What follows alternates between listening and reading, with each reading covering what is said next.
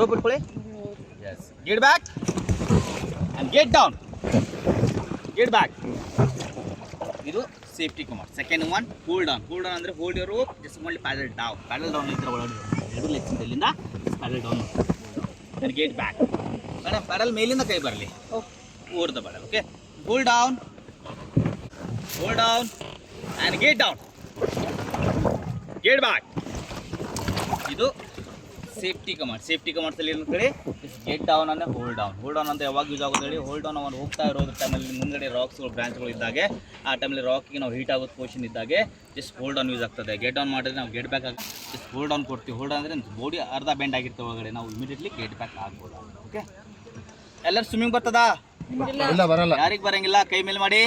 1 2 3 4 5 6 7. ಇಷ್ಟು ನೋಡಿ, ನಾವು ರಾಪಿಡಲ್ಲಿ ಬಿದ್ದ ನಂತರ ಸ್ವಿಮ್ಮಿಂಗ್ ಮಾಡೋ ಜೋರು